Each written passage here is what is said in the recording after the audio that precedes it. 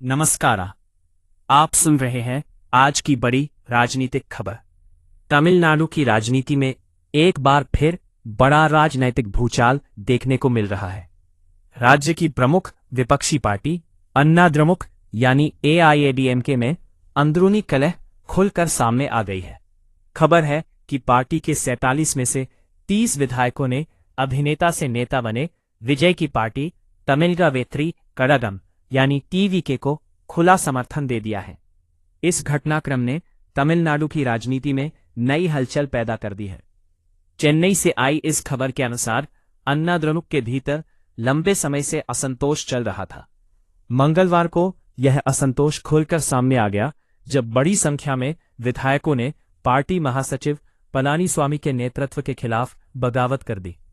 इन विधायकों का आरोप है कि पार्टी नेतृत्व लगातार कमजोर हो रहा है और गलत राजनीतिक फैसलों के कारण पार्टी को विधानसभा चुनावों में भारी नुकसान उठाना पड़ा। बागी विधायकों ने साफ कहा है कि अब वे अभिनेता विजय के नेतृत्व वाली टीवीके सरकार को समर्थन देंगे। माना जा रहा है कि यह घटनाक्रम तमिलनाडु की राजनीति में बड़ा बदलाव ला सकता है।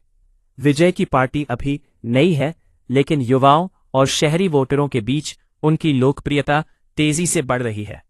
ऐसे में अन्ना द्रमुक के भीतर यह टूट राजनीतिक समीकरण बदल सकती है। खबर के अनुसार बागी गुट का नेतृत्व अन्ना द्रमुक के वरिष्ठ नेता एसपी वेलुमणि और सीवी षणमुगम कर रहे हैं।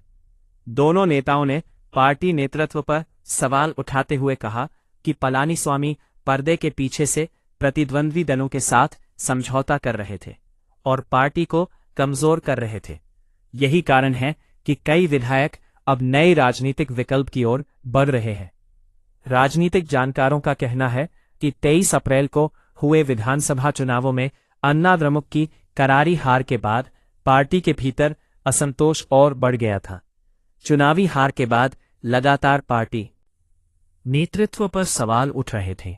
अब 30 विधायकों का खुला समर्थन विजय की पार्टी को मिलना अन्ना द्रमुक के लिए बड़ा झटका माना जा रहा है। इसी बीच मुख्यमंत्री सी. जोसेफ विजय ने एक बड़ा प्रशासनिक फैसला भी लिया है। महिलाओं और सामाजिक संगठनों की लंबे समय से चली आ रही मांग को ध्यान में रखते हुए विजय सरकार ने राज्य भर में पूजा स्थलों और स्कूल कॉलेजों के आसपास स्थित 770 शराब दुकानों को बंद करने का आदेश जारी किया है। सरकार की ओर से जारी आंकड़ों के मुताबिक बंद होने वाली दुकानों में 276 दुकानें पूजा स्थलों के पास स्थित थीं। इसके अलावा 188 दुकानें शैक्षणिक संस्थानों के आसपास और 255 दुकानें बस अड्डों के नजदीक थीं। सरकार का कहना है कि ये फैसला सामाजिक सुरक्षा और युवाओं को नशे से बचाने के उद्देश्य से लिया गया है। हालांकि इस फैसले को लेकर राजनीतिक बहस भी तेज हो गई है। विपक्ष का कहना है कि सरकार शराबबंदी का वादा पूरी तरह लागू नहीं कर रही, जबकि सरकार का दावा है कि ये चरणबद्ध तरीके से शराब की उपलब्धता कम करने की दिशा में बड़ा कदम है। खबर में यह भी बताया गया कि तमिलनाडु में फिलहाल शराब की कुल 4,560 खुदरा दुकानें संचालित हो रही हैं। वर्ष 2025 में शराब बिक्री से राज्य सरकार को लगभग 48,304 करोड़ रुपए का राजस्व प्राप्त हुआ था। ऐसे में बड़ी संख्या में दुकानों को बंद करने के फैसले को आर्थिक दृष्टि से भी महत्वपूर्ण माना जा रहा है। राजनीतिक विशेषज्ञों का मानना है कि विजय लगातार खुद को एक मजबूत और जनहितैषी नेता के रूप में स्थापित करने की कोशिश कर रहे हैं। एक ओर उन्हें अन्ना द्रमुक के बागी विधायकों का समर्थन मिल रहा है, वहीं दूसरी ओर सामाजिक मुद्दों पर फैसले लेकर वे जनता के बीच अपनी पकड़ मजबूत करना चाहते हैं।